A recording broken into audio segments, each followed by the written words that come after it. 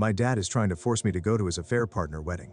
When I was 17, my mother was diagnosed with breast cancer. 2 years later, she passed away. During these 2 years, my dad was not around much. He was always working and going on business trips.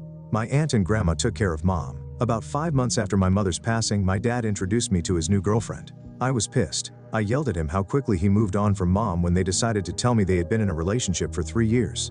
My dad had been cheating on my mom while she was dying. His business trips were to meet his affair partner. I was so angry I packed my stuff and left his house. I haven't spoken to him since that day. Currently I am 25. The only family I speak to is an aunt who helped me when I left my dad's house. A few days ago my aunt called me, asked me how I was, and then asked me if I heard from dad. I said why would I hear from him again? My aunt said dad is getting married to his affair partner, and by going to his wedding it would help us mend our relationship. I said why would I do that? He is dead to me. There was a silence on the phone for a bit before my dad replied asking if that was what I felt about him. I immediately cut the call when I heard his voice. I realized he was with my aunt when she made the call to me. I texted my aunt telling her I asked her not tell dad anything about me and she agreed back then.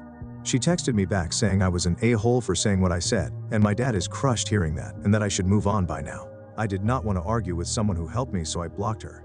Over the next days I got sent a wedding invitation to my mailbox. The only person in the family who knew my address was my aunt, and she gave my number to various members of the family.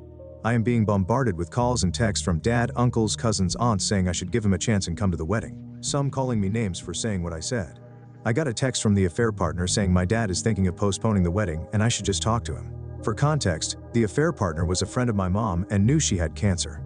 I said it's not my fault if he postpones the wedding. I don't want to have a relationship with dad or her. They are trying to force it. It got quiet after that, but being told by so many people from my dad's side I am an a-hole did leave me conflicted, but I am sticking to my guns. So, AITA, mini update. I sent a text all 39 number who called or texted me detailing what dad did and blocked all of them.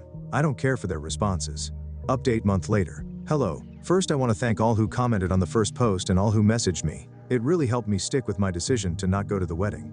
I wanted to update earlier, but it's been pretty hectic with work. So, after the many texts and calls from multiple family members, I sent a text to all the numbers detailing what dad did and why I choose to be no contact with him.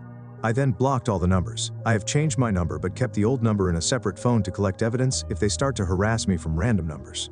But luckily nothing happened and I thought that was that. A week or so after that, my aunt's fiance came to my apartment. He knows what time I get off work and was waiting for me in the parking lot. I was apprehensive, but he assured me he only wanted to talk, and according to him the text I sent has caused a shitstorm in that family. He told me that some of the cousins who did not know what happened in the past started to question dad and affair partner, and they started to get defensive and deny it, but someone revealed that it was true. This has caused a massive argument within the family with some cousins pulling out of the wedding. Dad wanted to postpone the wedding so he can talk to me, but the affair partner threatened to leave him if he did that. The news of what dad and affair partner did also reached some of their friends who were at one point friends of my mom as well. Some of them has also pulled out of the wedding, and this caused the affair partner to have a breakdown and started banning anyone who brings it up, family members included, from the wedding. According to aunt's fiance, she is blaming this all on me, says I did this intentionally. I laughed at that. The wedding is still somehow happening. I asked him about my aunt and how all this started, and he said all he knows is that there was a conversation of how bad the family would look if I wasn't at the wedding, and that my aunt offered to call me. He said that he disagreed, but she did it anyway. He said that he is only here because he felt I needed to know what happened. I thanked him but said I will be going completely no contact with her and by extension him as well.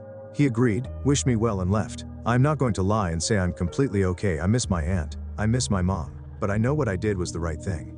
I am currently staying with my girlfriend and she has been cheering me up by coming up with absurd ways to ruin the wedding. As a lot of you said, I should try therapy, and I'm going to take that advice. Some of the comments has made me realize that I have bottled up a lot of grief and anger. I am super nervous about it, but I also feel it'll do me good. So once again, thank you for all your comments and advice. Ciao. Update year later. Hello. I don't know if I'm doing this right, but I logged in today and saw a lot of messages asking me what happened and how I'm doing.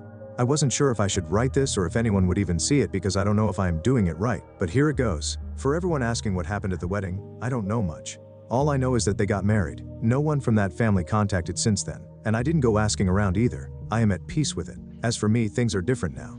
First, I want to thank everyone who reached out and asked how I've been holding up. Your kindness means more than I can put into words. I'm getting better, slowly, though the journey hasn't been easy. A lot has changed since my last update. I'm single now and have moved to a new city. My ex, who I'll call Mia, and I separated about months after my last post. We celebrated 2 years together in March and talked about our future, but I was a mess. Therapy started well, but I quickly realized just how many unresolved issues I had bottled up from losing my mom. I was struggling emotionally, crying at random, worrying for some fucked up thoughts that I might somehow turn into my dad, and spiraling with fears I couldn't control. Mia had dreams of marriage and kids, and I knew I wasn't in the right place to give her the future she deserved. It would have been very selfish of me to ask her to stay until I got better. We had a long, honest talk, lots of tears, and ultimately decided to part ways. It wasn't easy, but it was the best decision for both of us. Mia and I still cared for each other deeply, and she, along with my friends, checked on me every day after the breakup. I wasn't left to face things alone, and for that, I'm so grateful. In July, I was offered the chance to move to the head office of my company in another city. After discussing it with my therapist, I decided it would be a good opportunity to change my surroundings and start fresh. In September, I made the move.